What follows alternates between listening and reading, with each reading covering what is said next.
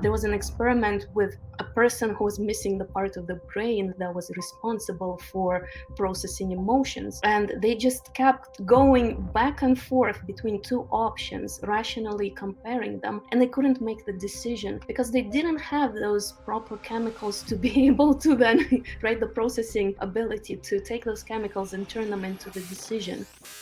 It's Memorial Day weekend. I know you're getting hot dogs and hamburgers ready to go on the grill, the corn on the cob, and parades and balloons and ice cream. But we're still here to remind you for 366 days this year of all the mistakes we've made or we've seen other people make. And today is May 25th, and it's Biz Glitch number 146. What are we talking about, Lynn? It's great that this is coming up during Memorial Day weekend, because if you do have a chance to spend some time with your family or take a little reprieve from some of the stress in your business, maybe it's a little slower because then you can address certain things that might be neglected on a regular basis because you think you're going to find the time later at some point. And this particular glitch is, how consistent are you in your business? Now that sounds a little bit vague, but the reason with consistency, it's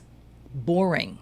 To be consistent is boring. It's mundane. But that's where the magic happens with how things can be a little more predictable so that you can manage cash flow and manage time and manage other people that might be in your business because they have lives outside the office and you never know what's going to happen and what could pop up that you least expected, and then you have to pivot. And to have those contingencies are easier when you are consistent. And the other thing about this glitch that's part of the goal and actionable item is that I had done an interview with an NLP coach, neuro-linguistic programming.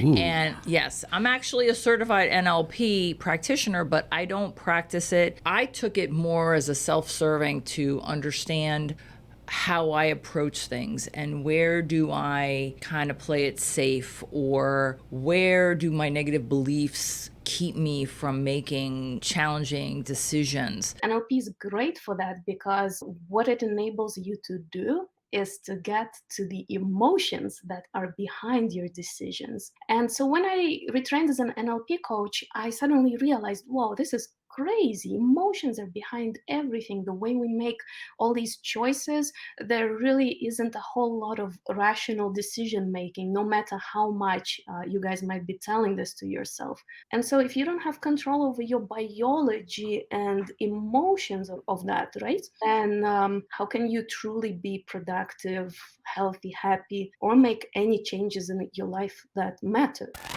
When it comes to neuro-linguistic programming, there's lots of different blueprinting that we have that sometimes we don't even know that we're doing something or that we're not doing something. This interview is another one of those glitches where I am inserting excerpts From the interview. Cool. To share with you some of the nuggets of how this applies to business owners and burnout, because we don't practice being proactive and planning and preparing, which was just a couple glitches ago.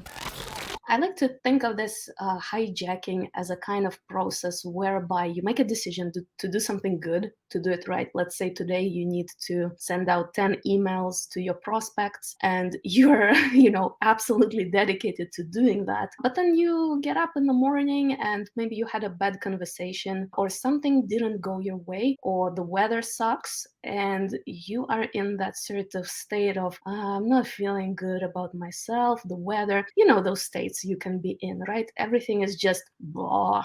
That's a kind of emotional, affective state that is not conducive to being productive or pushing yourself to do difficult things. And what happens next is that your brain, which is your friend, but also sometimes not, is kind of getting in the way because it thinks it's going to help you by saving you some energy and helping you not do the thing that's difficult. It's effectively hijacking your process. So now you're starting to come up with these excuses in your head. It's this subtle, quiet conversation you're probably not tracking, but it could sound something like, I'm not feeling so good. Maybe it's okay if I skip out on this particular task today. You know what? It's not that big a deal because there's this other thing that I can be doing, and that's valuable too. So let me get to that. And you know what? After I do that one, I'm gonna feel so much better, and then I'll have no problem getting to that other task. And then usually this chain of events kicks in where you start delaying the unpleasant task. And next, you're starting to develop the guilt and you're feeling bad because I'm supposed to be doing something. I don't even remember what. It doesn't feel quite right. I'm doing things, being productive, but I'm not getting the satisfaction. I don't even know. So the next thing, you're having bad sleep and you're having, weird thoughts and a busy mind, and your sort of emotional buffer is overloaded, and you just feel like you have too much going on and you can't deal with anything, and it's all overflowing. And that's how overwhelm starts. And eventually that can lead to burnout. The way you want to address that is by noticing these things and noticing how you kind of quietly slip away, right, and go on a tangent, and then you want to bring yourself back. And it's a consistent practice, a kind of habit, a muscle that I help people train, because it doesn't just magically happen. It's a kind of skill. Just like you go to the gym and you learn to lift heavier and heavier weights, you also learn to self-regulate in a way that you start noticing this more. But of course, the thing is, even for me as a coach, I always need reminders from other people. That's why I have a coach, because I'm human too. And our mind, for all of us, works the same way. Sometimes it just doesn't notice how it starts going on tangents. And so it's helpful to kind of have someone notice that and be like, hey, what's going on? Why are you putting that thing off? Or you're like a little bit too all over the place. I kind of nerd out about this stuff. Geek out. Yeah. You don't really nerd out. You geek out. I can nerd out if I want. But can you? Don't be a geek about me wanting to nerd out.